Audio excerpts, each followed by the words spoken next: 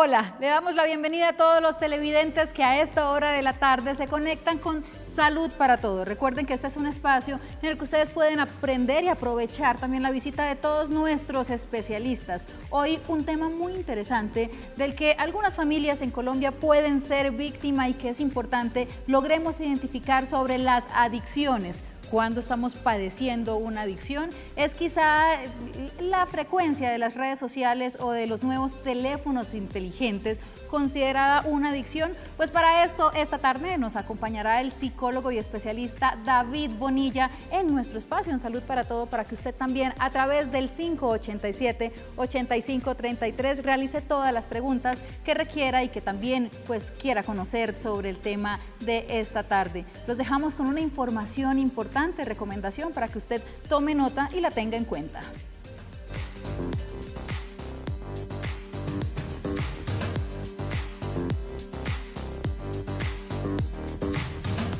Para el diagnóstico de las adicciones se debe identificar los tipos de comportamientos asociados y se debe tener en cuenta que las adicciones son un fenómeno multicasual. Los nuevos conceptos frente a comportamientos asociados con las redes sociales, tecnología, compras compulsivas, workaholic, entre otros, no siempre están relacionados con adicciones. Según la Organización Mundial de la Salud, podemos llamar adicción a una enfermedad física y psicoemocional que crea una dependencia o una necesidad hacia una sustancia, actividad o relación. En el mundo actual, las personas llevan un ritmo de vida acelerado y de allí que han surgido unos nuevos conceptos que algunas personas relacionan como adicciones y en las que se mencionan a las redes sociales, compras compulsivas, juegos, tecnología, trabajo. Pero según expertos en el tema, la realidad frente a las adicciones se debe manejar con mucha prudencia, identificando los tipos de comportamiento asociados a ciertos factores, con los cuales se pueden generar una adicción real que requiera la intervención y atención oportuna por parte de un profesional. En cuanto a las adicciones de sustancias, el Estudio Nacional de Consumo de Sustancias Psicoactivas del Observatorio de Drogas muestran que para el 2016 el incremento fue de un 3,9 en escolares entre los 12 y 14 años. En este punto el aumento se dio ya que el grupo de las mujeres de esas edades aumentaron su consumo pasando de un 12% en el 2011 al 14,2% en el 2016. Por otro lado, según la Organización Mundial de la Salud, el consumo de alcohol para el 2015 era de 38,3%, lo cual abre una fuerte discusión ya que es el más alto del índice y además es legal. La conducta adictiva comparte su sintomatología a pesar del objeto de compulsión y dependencia. Se suelen experimentar los siguientes síntomas: deseo intenso, necesidad de aumentar progresivamente la frecuencia o la cantidad de consumo, síndrome de abstinencia, malestar asociado a la interrupción o disminución del consumo, recaídas, vuelta al patrón de consumo tras un periodo de abstinencia, modificación del estado de ánimo y alteraciones a nivel afectivo, familiar, social o económico derivadas de esta conducta.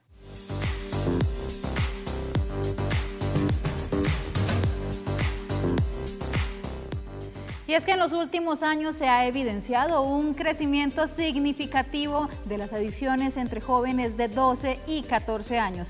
Todas estas preguntas y pues también dudas que ustedes tengan sobre el tema de la tarde en Salud para Todo, podemos aprovecharlas y preguntárselas, por supuesto, a David Bonilla. 287-8355 es nuestra línea de contacto directo para que usted nos llame, y si está en cualquier otra ciudad de nuestro país puede marcar a través del 01-8000-115-116 y así pues por supuesto conoceremos un poco más del tema del día. En minutos vamos con nuestro especialista. Rápidamente una pausa comercial y ya regresamos con más de Salud para Todo.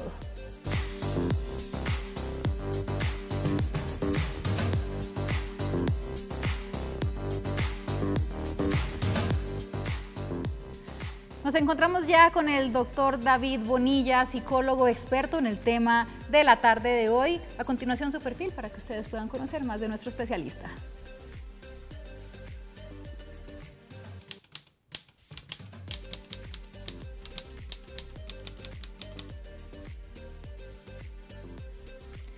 316-617-3100 es el número de contacto del doctor David para que usted también lo tenga en cuenta.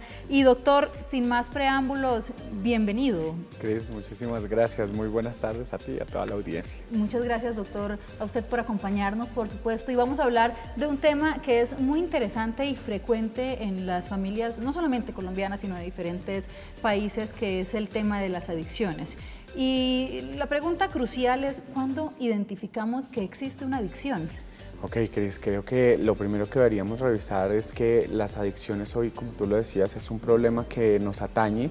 Hoy en los centros de rehabilitación y en la consulta llegan a más temprana edad los niños, ¿sí? Antes teníamos chicos desde los 14, 16 años, hoy nos están llegando a los 12, 11 años, ¿sí? Entonces creo que ¿Afectará, doctor, en algo el entorno, la vida moderna en cuanto a la adicción temprana? Hay factores que influyen. Por ejemplo, nosotros como sociedad permitimos mucho el consumo de alcohol. Sí, aquí cuando se piensa en la fiesta de 15 años, cuando se piensa en los cumpleaños, lo primero que se piensa muchas veces es en el consumo de alcohol. Es decir, nuestra sociedad es facilitadora de adicciones. ¿Sí? Aquí la gente juega al chance todos los días, ¿sí? Juegan otro tipo de apuestas todos los días. Y creemos que porque es una práctica común lo tomamos como un hábito y realmente estamos ya empezando a caer en una posible adicción. Una de las cosas que nosotros hemos estado revisando es que con el tiempo, por ahí en unos 10, 12 años, Colombia va a tener unas dificultades muy altas en los temas de juego y en los temas de consumo de alcohol, porque son permitidos, son sustancias legales, ¿sí? Son adicciones legales, ¿sí? Entonces ahí tenemos una dificultad. Tú me preguntabas ahorita, ¿cuándo nos damos cuenta de que ya hay una adicción? Ahí hay un montón, hay mitos que tenemos, mitos como que cuando se consume todos los días, cuando la gente deja de X, Y o Z. Voy a puntualizarlo y es cuando en nuestras áreas de ajuste tenemos una dificultad. Voy a decir, está el área de pareja, el área social, el área financiera, el área académica, etcétera, etcétera. Ahí, por ejemplo, tenemos una dificultad. ¿Las áreas de ajuste son los diferentes entornos que nos rodean o cómo la podemos entender? Sí, las áreas de ajuste somos un individuo con un montón de esferas donde nos movemos en la sociedad, nos movemos en la parte académica, en la parte laboral, nuestra parte financiera, hace parte nuestra salud. Perfecto. Sí, ahí estamos, es un todo y nosotros somos ese todo, ¿listo? Ahí está. Entonces, cuando se afecta cualquiera de esas áreas, empezamos a decir que puede haber una adicción, ¿sí? Puede haber una dependencia, ¿sí? Aquí tendríamos que revisar porque digamos que en el medio hay mitos que nos hablan de no, es que es adicto, es dependiente, es usador, ¿sí? Entonces como que entramos en esos discursos que nos impiden muchas veces acercarnos realmente al tema de la adicción, ¿sí? Hay personas que pueden consumir alcohol una vez al año y nosotros las podemos considerar adictas porque tienen un alcoholismo patológico, porque en ese día que se emborrachó, golpeó a la esposa o golpeó al esposo, maltrató a los afectando hijos. a terceros y a... Correcto, afecta a todas las áreas del ser, ¿sí? Entonces afectó su parte familiar, su parte de pareja, afectó sus finanzas, estrelló el carro, o sea, un montón de cosas que pasan en un solo consumo. Entonces creo que ahí es donde rompemos. Es un tema muy social, ¿no, doctor? Porque consideramos que a veces es común, que suceda un accidente de tránsito por quizás conducir en estado de embriaguez y vemos que terminamos, como usted lo dice, afectando las áreas de ajuste, ya lo aprendí. Así es, y lo que decimos es que la gente se emborracha y no pasa nada. Sí, o sea, lo hemos normalizado. Uy, qué borrachera la que me pegué ayer. Y incluso las familias dicen, uy, sí, estaba como tomadito, ¿no? Pero no es grave. Estrelló el carro, bueno, menos mal no fue más, ¿sí? O sea, menos mal solo fue el carro y no mató a nadie. Claro. O sea, lo hemos normalizado. Ahora creo que el tema de la ley nos ha ayudado un montón a minimizar todas esas consecuencias, porque ya hoy estamos más fuertes en ese tema. El núcleo familiar tiene una responsabilidad inmensa para poder corregir esas prácticas si las llega a evidenciar, erradicarlas, o quizás con los niños cuando los estamos educando, ¿no? ¿Cómo trabajamos desde la familia para que podamos contrarrestar un poco el tema de las adicciones, no solamente de las que podemos considerar comunes en nuestra sociedad, sino pues las que ya comienzan a preocuparnos, como las sustancias psicoactivas? Claro que sí. Ahí hay un tema y es que estamos criando, digo yo, a los padres de familia, y es niños blanditos, ¿sí? A los chiquitines hoy les damos todo, ¿sí? Yo les pongo el ejemplo, y es que el niño va pasando por la mesa, se estrella con la mesa y lo que le decimos al niño, le decimos tranquilo, respira, no llores, mesa tonta, ¿sí? Y el niño no pasa nada, sobamos al niño, ¿sí? La mesa es la tonta. Entonces como que entramos en una parte donde les quitamos toda la responsabilidad a los chiquitines y desde pequeñitos se enseñan que el mundo es el que se tiene que quitar, que el mundo es el que se tiene que mover para que ellos pasen. Que se debe adecuar o amoldar, ¿no? Lo que yo le debería decir al niño es, estás siendo descuidado, no estás siendo atento, la mesa no se va a quitar, te va a doler. ¿Sí? Esa sería un poco la cosa. Entonces, criando estos chiquitines de esta manera, llegan a unas edades donde cualquier situación que los agreda, ¿sí? Entendiendo que puede ser un profesor que exige, puede ser una vida profesional que los lleva a un límite, enseguida llegan al consumo de drogas, ¿sí? Porque les damos todo muy fácil, ¿sí? Digamos que en el consumo, y tú hablabas ahorita del consumo de sustancias psicoactivas, hay un tema y es que nuestro cerebro está diseñado para buscar placer, ¿sí? Es decir, siempre. ¿Sí? Comemos chocolate pues porque nos genera placer, tenemos relaciones de pareja porque pues nos da placer. Un buen almuercito. Un buen almuercito porque pues nos da placer. Todas estas situaciones nos dan placer. Nuestro cerebro está diseñado para eso. Cuando lo encontramos de una fuente externa y se retroalimenta tan rápido en nuestro cerebro, la gente por lo general quiere repetir esa sensación. Por eso es que los niños, por ejemplo, dicen, quiero los tenis. Los papás, que es ahí donde viene la secuencia, y es, les compramos los tenis. Los rompe a los 8 días y a los 8 días les decimos otros tenis. ¿Sí? Entonces como que el reforzador está todo el tiempo disponible. ¿Sí? Entonces la pauta de crianza debe empezar a cambiar. A los niños hay que decirles que no, ¿sí? Que se frustren, no pasa nada, ¿sí? Subir un poquito el tono de voz a veces también es importante para que ellos digan, oiga, sí, me equivoqué y qué puedo hacer. La rigurosidad ya parece cosa del pasado. Correcto. Generacionalmente ha venido cambiando, digamos que las adicciones, pero a esta hora de la tarde tenemos a Diana en la línea. Diana, bienvenida a Salud para Todo y cuéntenos qué pregunta tiene para nuestro especialista.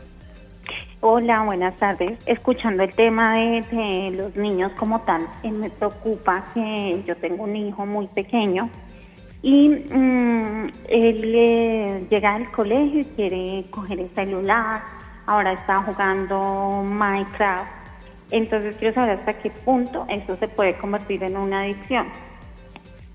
Diana, muchas gracias. Y lo que dice Diana es muy importante, doctor, es uno de los temas más comunes. A veces los adultos terminamos cayendo en esto por el trabajo, porque quizás tenemos familiares en el exterior, pero se terminan ahí también involucrando otros temas que es, no podemos soltar el celular y son 5 minutos, así sea para hacer nada, lo tomamos y ya, lo agarré y lo suelto. ¿Se considera eso una adicción? Vamos a hablar de un tema y es las adicciones conductuales, ¿sí? Hoy hablamos de la adicción al juego, la adicción a las redes sociales, bueno, hay varias adicciones ahí que podemos meter. ¿Qué es lo que pasa? El uso de los aparatos tecnológicos no es el problema, ¿sí? O sea, el chico llega y juega. La pregunta es, ¿llegó y de una vez accedió al aparato telefónico o a la tablet o a lo que sea? Si la respuesta es sí, creo que no es responsabilidad del niño. Es la responsabilidad del adulto que le dice, en este momento no, te vas a cambiar, vas a almorzar, si llega la hora del almuerzo, vas a hacer tareas y después de cumplir con tus obligaciones, de pronto tienes este acceso. Lo negociamos, podríamos negociarlo, ¿sí? O viene de una instrucción, usted puede jugar todos los días 30 minutos, ¿sí? Ahí como que también le damos un poco la corresponsabilidad al ejercicio que hacemos como padres y entender que en ese momento la voluntad de los niños depende del adulto, ¿sí? Porque decir es que mi hijo llega y se queda jugando, la pregunta que yo, y un poco lo que le diría a la televidente es decirle, está bien que él juegue, pero ¿quién pone los límites? ¿Quién le dice que no? ¿Es correcto que el aparato tecnológico pueda ser quizás el premio o la motivación a la responsabilidad? ¿Hiciste las tareas, terminaste la jornada de estudio? ¿Podemos premiarlos de esa forma? Hay momentos donde los podríamos premiar, ¿sí? Si tú vienes a trabajar, no te van a premiar, esa es tu responsabilidad, ¿sí? Si el niño hace sus tareas, ¿por qué lo tendríamos que premiar? Es su deber. Es su deber. Ajá. ¿Sí? Si el niño hace sus quehaceres de la casa, no sé, organizar su cama, recoger sus juguetes, no tendríamos por qué premiarlos. ¿Sí? Esa es su responsabilidad. El premio es no regañarlos. El premio es no regañarlos, sí, el premio no es jalarle la oreja. Sí, claro. Pero el tema es, esa es su responsabilidad. Ahora bien, le pedimos algo diferente, que de pronto lo lleva un poco más de su etapa evolutiva, ¿sí? No sé, el niño tiene 5 años, no sé, y le dijimos, vas a empezar a tender tu cama. Y el niño va y tiende su cama, como le quede, no importa, ¿sí? Y le decimos, mira, el premio por hacer eso es esto, porque no está dentro de sus responsabilidades, ¿sí? Por ejemplo, la comida. Con la comida no se puede jugar con los premios, ¿sí? Los papás a veces decimos, si comes, te doy el celular. Si comes, te doy la tablet. Creo que ese es uno de los errores grandes que cometemos, porque el niño entonces asocia su estilo ahí de manipulación, llamémoslo, y dice, ah, ok, si yo hago lo que debo hacer, me van a premiar. Y ahí entramos en una dificultad en esa pauta de crianza, porque entonces ahora cuando los mandemos a hacer las cosas que deben hacer, pues nos van a pedir un premio. Y nos van a tener ahí todo el tiempo, papá, pero es que yo ya hice esto, ¿qué me gané? Sí, entonces creo que ahí es donde yo hablo de los niños blanditos y pues no es necesario. Siempre no es van necesario. a querer un intercambio. Claro, y no va a ser así, porque la vida no siempre es un intercambio, ¿sí? Nos hablaba, doctor, anteriormente de un tema importante que es la adicción conductual. ¿De qué depende, en qué momento se dan para entender las diferentes adicciones y no confundir el tema de acceder excesivamente a los aparatos tecnológicos, por supuesto con el alcoholismo o con otras situaciones que también pueden coincidir quizás? Listo. Hay un tema y tenemos las adicciones a las conductas psicoactivas, ¿sí? El alcohol, la marihuana, la cocaína, etcétera, etcétera. Todas las sustancias ilegales que accedemos ahí y generan una dependencia.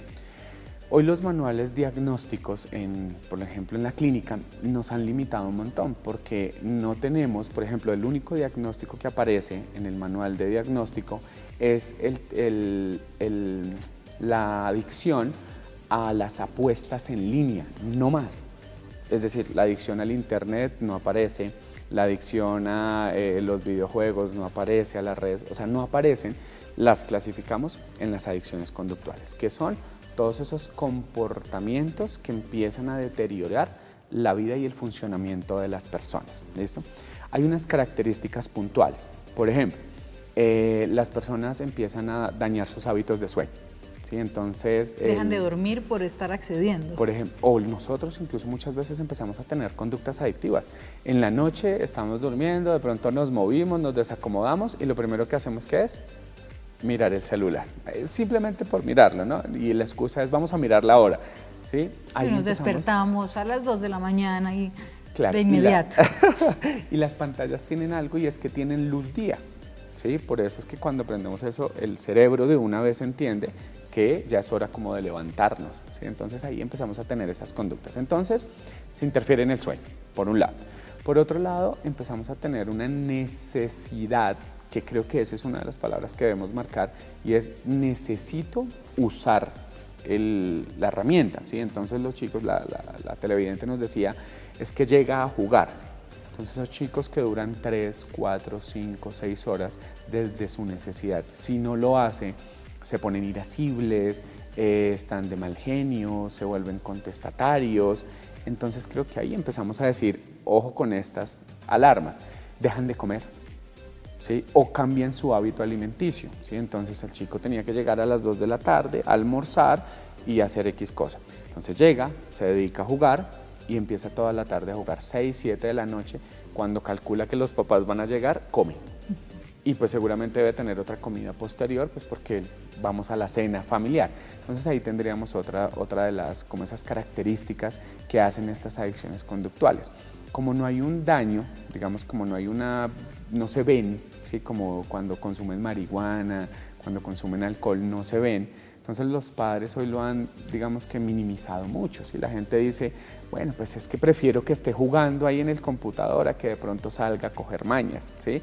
Y esa es una excusa que escuchamos todo el tiempo. Entonces, por el temor del mundo externo y demás. Pero en minutos vamos a un tema muy importante y es cómo contrarrestar, manejar. El padre de familia se preguntará, doctor, ¿qué hago cuando identifico estas situaciones? Vamos rápidamente a nuestra pausa comercial y ya regresamos con más de Salud para Todo.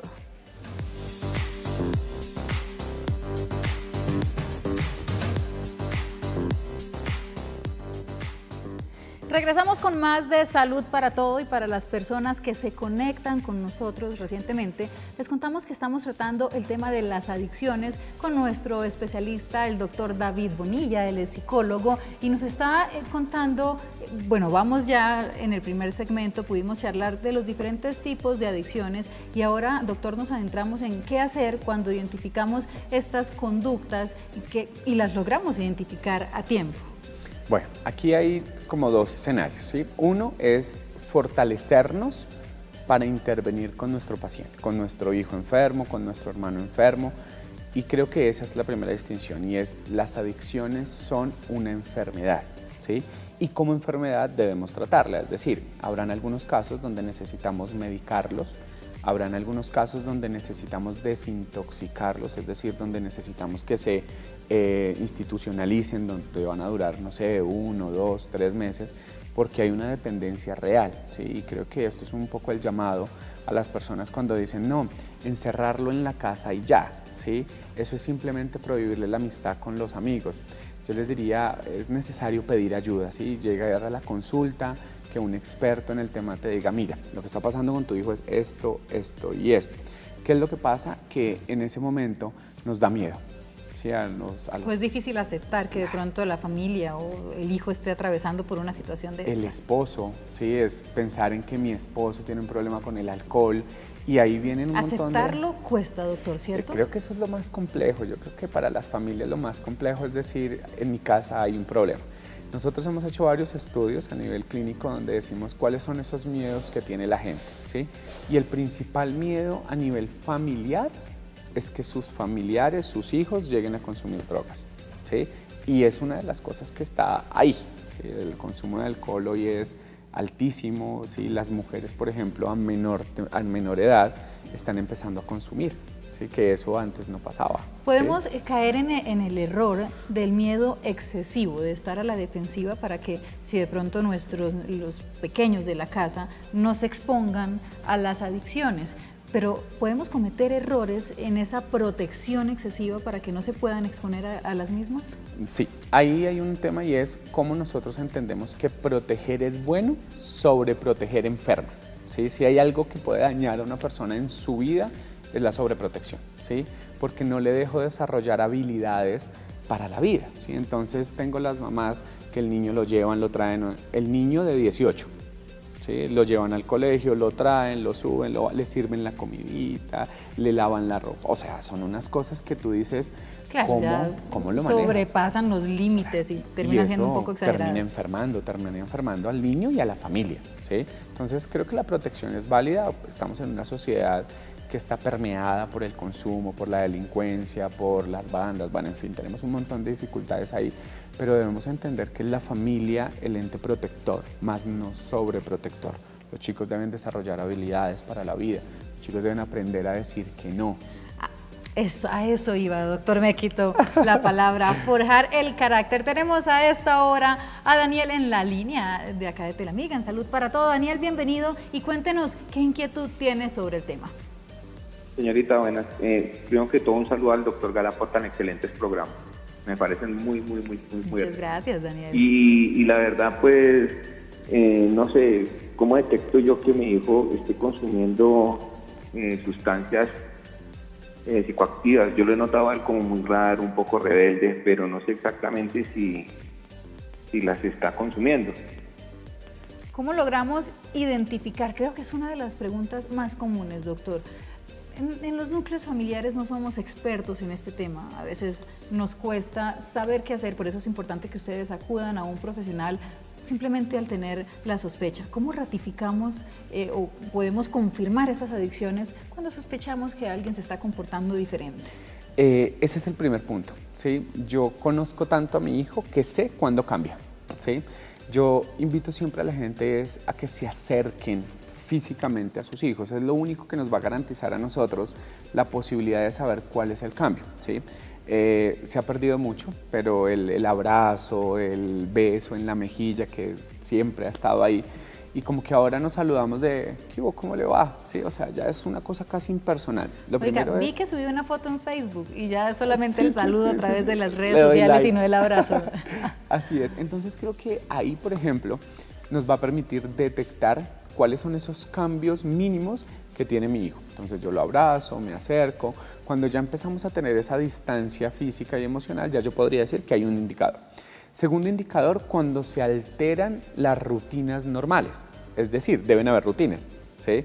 Que él llegue, se cambie, almuerce, etcétera, etcétera. Ya cuando yo me doy cuenta que el chico llega, no quiere comer, no está cumpliendo con sus actividades diarias, no está durmiendo, ¿sí? Que a veces llegamos y pasamos, si tenía en el cuarto, pasamos al cuarto y nos damos cuenta que son las 11, 12 de la noche y están aún en el televisor, que esa es una de las recomendaciones, sacar el televisor de los cuartos de los chicos, no es necesario. Entonces ese sería otro indicador, se cambiaron las rutinas. Otra es revisar la apariencia física, ¿sí? Es decir, mi hijo se venía comportando de una manera, ¿sí? Y de un momento para otro empezó a cambiar, ¿sí? Empezó a cambiar su vestimenta, empezó a cambiar sus hábitos de autocuidado, ¿sí? Cuando nosotros hablamos de consumo de sustancias principalmente, empezamos a notar que hay momentos donde hay descuido físico, entonces ya no se bañan con la regularidad que se bañaban antes y que son cosas que uno dice, oiga, ¿cómo si vive con nosotros, este chino lleva 2 días sin bañarse? ¿Sí? Lo que pasa es que a veces lo damos por hecho, decimos, no, sí, seguro se bañó, ¿no? O sea, y entran al baño, abren la ducha, se quedan ahí fuman, ¿sí? Y se salen. Entonces sí es necesario un poco ese acercamiento desde lo emocional, desde permitirles hablar, ¿sí? El chico que antes hablaba y ahora nunca nos dice nada, nunca nos está contactando, no pregunta, no dice, esos son esos cambios. Se terminan aislando del núcleo familiar. Doctor, ¿cuándo sabemos que es momento de acudir a un profesional? Yo siempre les digo, y es cuando tú tengas la duda, pregunta. De inmediato. De inmediato, porque si yo como papá ya dudé, quiere decir que hay algo. La cuestión es la aceptación, ¿no, doctor? Sí, sí, sí. Voy al profesional, pero en serio, mi hijo, mi esposo, mi esposa, mi hermano, ¿estará atravesando por esto? Claro, y es que lo que las personas siempre dicen es, ay, yo lo manejo, ¿sí? Pues esta vez se me fueron los... internet, voy a leer y terminan acudiendo y de pronto... Y cada caso es diferente, doctor. Todas las personas son distintas. Claro, y es que es un universo, entonces tengo yo que revisar el paciente y todo su entorno familiar y social, ¿sí? Porque, por ejemplo, tenemos personas que su entorno laboral gira en torno al trago, ¿sí? Entonces ahí es donde trabajamos nosotros y decimos, ok, ¿qué podrías hacer para no llegar a las consecuencias negativas? Y esto también nos ha llevado a nosotros desde los centros de rehabilitación y desde la terapia que hacemos de manera individual a pensar las adicciones de una manera diferente. ¿Sí? Hoy digamos que la prevención se hace basada en la evidencia y la evidencia nos dice que incluso hay casos, algunos casos, donde trabajamos reducción del daño, ¿sí? Es decir, la persona dice, no sé, estoy consumiendo A, B o C, ¿cómo la podemos llevar a que llegue a un punto que sea... Hago las comillas grandes ahí porque esa puede ser un arma de doble filo ahí, y es a un estado saludable para la gente, ¿sí? Las adicciones dañan las familias, dañan los entornos, dañan el trabajo, la educación. Entonces creo que en el momento donde... terminan multiplicándose con esos amigos cercanos, al contar sus experiencias y demás. Hemos hablado de los jóvenes, digamos que este mensaje en este primer tiempo del programa ha sido para los padres de familia, para saber qué tienen que tener en cuenta y demás, pero a veces la figura paterna o la misma figura materna puede caer en el juego del trabajo excesivo, no contar con el tiempo, terminar en adicciones no solamente pues, en cuanto a aparatos tecnológicos, sino en las mismas sustancias. Hablemos de esas dos figuras, mamá y papá. Bien, el tema de los padres aquí tiene digamos que una responsabilidad, y es que somos guía y ejemplo de los más pequeños de la casa. Tenemos una dificultad, y vuelvo y lo digo, y lo he marcado muchas veces, y es que el consumo de alcohol en nuestro país es permitido. Sí, ahí nos muestran en los comerciales la posibilidad de acceso a la... ¿Es el más común, doctor? Es uno de los más comunes, el consumo de alcohol y el consumo de marihuana. ¿Sí? Frente al consumo de marihuana, pues hoy tenemos un montón de dificultades, porque incluso estamos hablando de permitir la dosis mínima.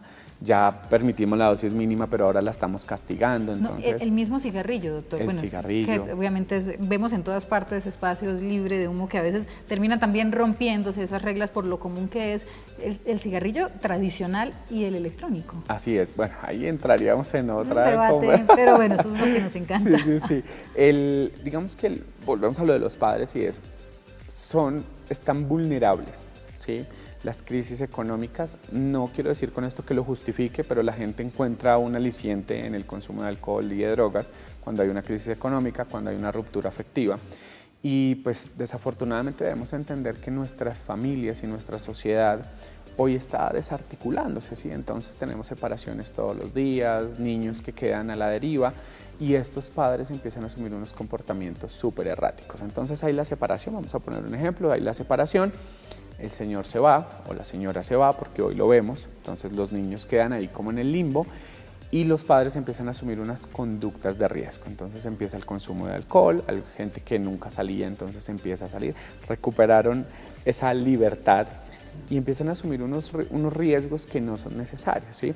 El consumo de alcohol, el consumo de cigarrillo, que tú lo mencionabas ahorita, son esas sustancias que se consumen y nadie las ve mal.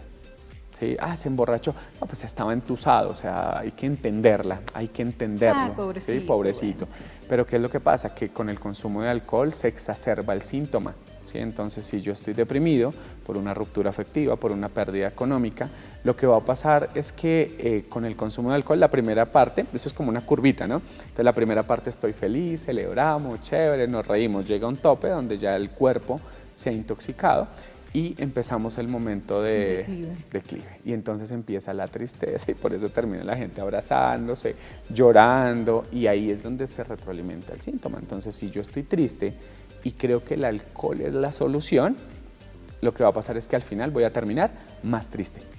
¿Sí? Entonces creo que ahí la gente debe entender eso y es que el consumo de alcohol no soluciona nada, que los adultos debemos empezar a ponerle un límite al consumo de alcohol. Digamos que no vamos a decir que es del todo malo, ¿sí? Pero pues es que no se puede convertir en el único elemento de socialización. ¿El cigarrillo también genera alguna sensación?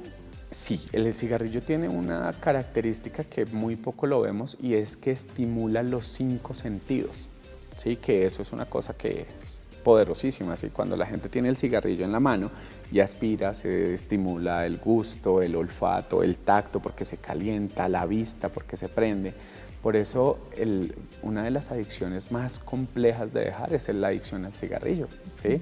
Porque estimula todo y además son pequeñas dosis de placer, que lo decíamos ahora rato, que tú las puedes tener disponibles. O sea, tú puedes fumar en la calle, tú puedes fumar en algunos lugares, tú puedes hacerlo en cualquier lugar y eso sí genera una dependencia. ¿Y cuándo hay dependencia?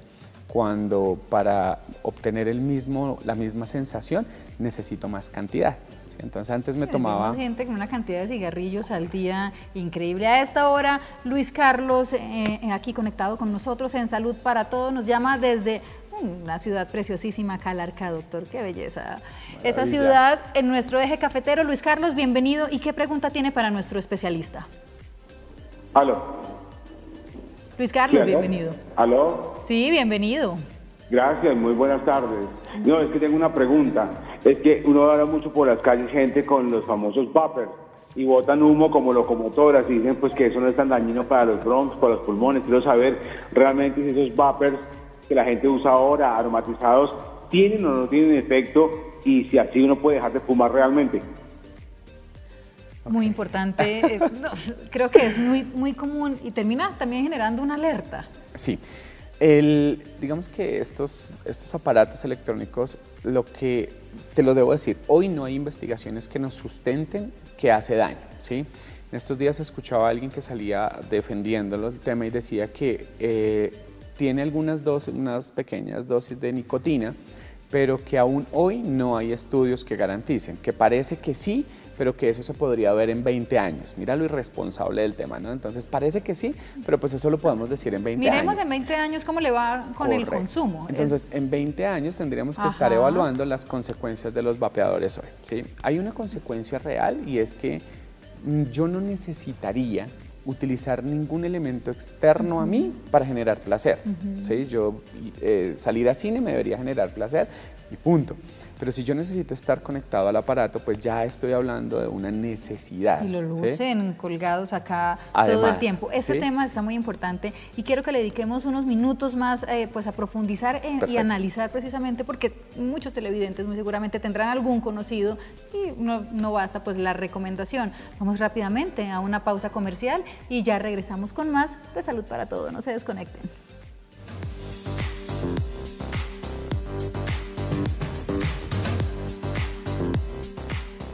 Gracias por no desconectarse de Salud para Todo. Hoy con el doctor David Bonilla. El tiempo vuela cuando aprendemos, doctor, infortunadamente. Y vamos a aprovechar este último segmento para aclarar precisamente lo de los cigarrillos electrónicos, vapeadores. Bueno, dependiendo del país, que también nos ven desde diferentes sitios, tiene un nombre diferente, ¿no? Así es, así es. Digamos que vamos a hablar del cigarrillo electrónico, ¿sí?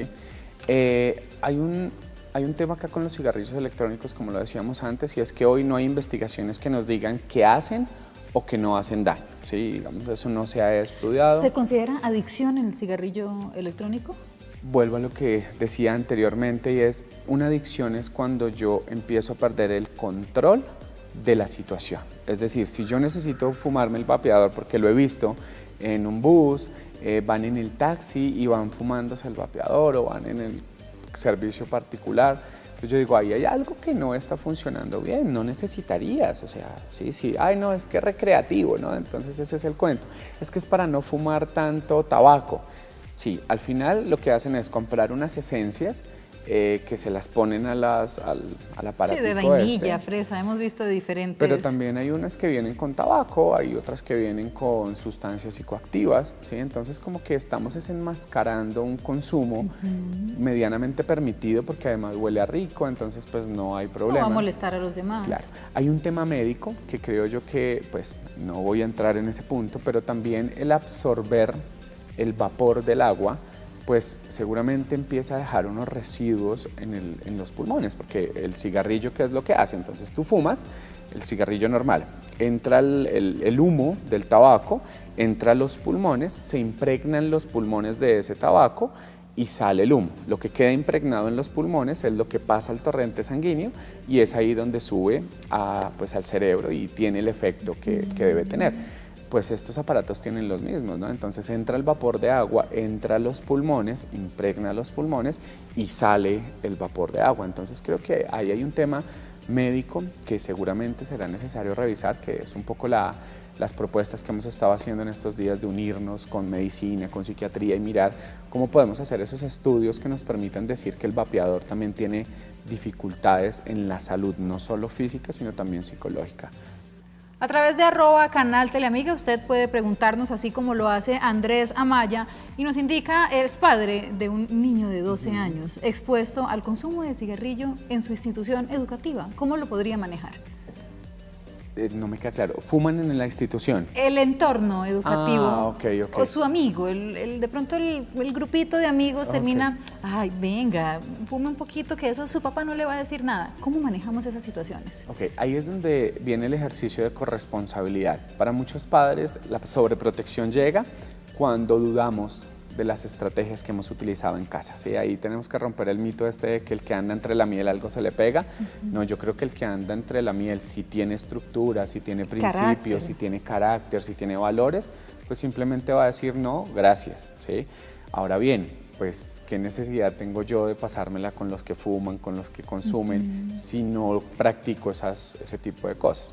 ¿Qué hay que hacer? Pues fortalecer a los chicos en decir que no, hay que permitir acercarnos, ¿sí?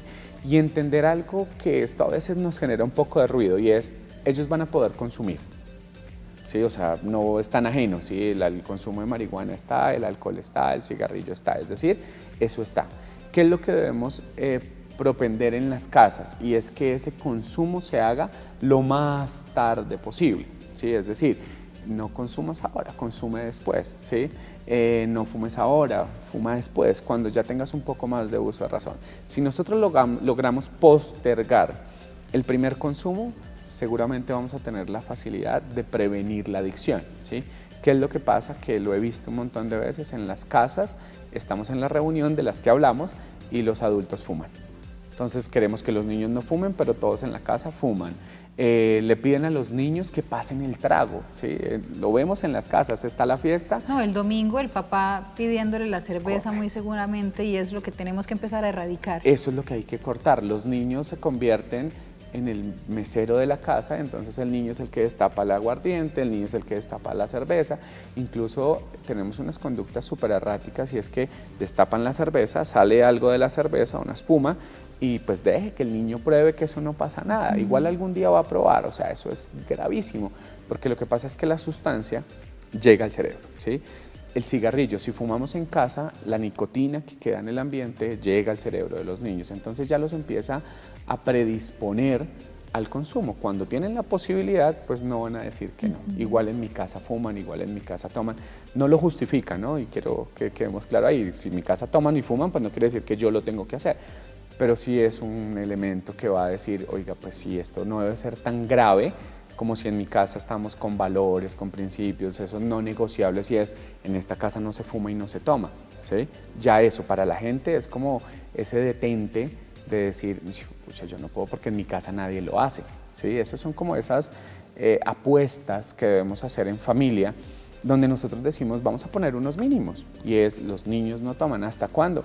Después de los 18. Las reglas son infaltables definitivamente en los núcleos familiares. Andrea Niño, a través de @canalteleamiga, nos pregunta sobre las compras compulsivas. Un tema muy interesante. A veces podemos tomar del pelo con los amigos o con el círculo cercano, pero las compras compulsivas se consideran también, digamos, que una conducta como las que estamos hablando. Bien, ahí entramos a la conducta adictiva. Sí, se puede considerar una conducta adictiva que puede requerir de atención clínica, ¿sí?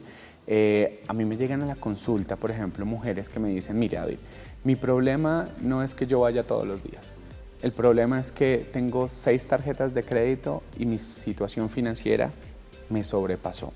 Tengo cupo en la tarjeta y me da el malestar estomacal, el vacío en el estómago, empiezo a sudar de solo pensar que puedo comprar, ¿sí? O sea, todas estas adicciones y que creen que todo lo necesitan, ¿no? Claro, y es que pasa algo maravilloso, ¿no? Y es que hoy tú vas a cualquier lugar y te ofrecen una tarjeta de crédito, ¿no? Eso es reforzador inmediato, o sea, esto es, en el medio de las adicciones lo llaman el bazuco electrónico, ¿no? Entonces tú vas, tarjetazo, y el cerebro que dice, qué maravilla, estoy feliz porque compré. Y muchas personas reportan que salen del almacén y apenas salen del almacén dicen, yo para qué compré eso, esto no lo necesitaba, pero ya lo compré. ¿Por qué? Porque mi cerebro necesita reforzador. Entonces todas estas conductas, las compras, el internet, el juego, ¿sí? Serán conductas que será necesario revisar. Y viene el declive cuando ya deben pensar que deben pagar todo eso, que tienen cuentas enormes, que pues infortunadamente quizá se quedan sin trabajo y dicen, tengo 50 millones de pesos copados en tarjetas de créditos de compras innecesarias. Así es, y además de cosas que no se necesitan, tú lo decías ahorita, o sea, compramos 50 pares de zapatos. Ok, ¿para qué? ¿Sí? Y aquí voy a romper un mito y es, las mujeres tienen ese problema, pero los hombres también, ¿sí? Porque es que siempre en los talleres de mujeres yo les digo, no podemos que siempre les echen el agua sucia. Tenemos un montón de hombres también accediendo a las compras compulsivas, pues a este tipo de situaciones que pues también les toca a ellos, ¿sí? Porque ahora nos las excluyeron, ¿no? Entonces las mujeres son las únicas que tienen compras compulsivas. También tenemos a los hombres. Y la marca, y exageradamente costosísimo, entonces no podemos comprar un reloj de 100.000 pesos, debe ser de 2 millones y caemos. Doctor, pues como digo acá, el tiempo es oro, aprendimos muchísimo con usted. ¿Dónde lo podemos encontrar en redes sociales? Claro que sí, mis redes sociales son, estoy como David Bonilla Psicología y también estoy como Conexiones DCT.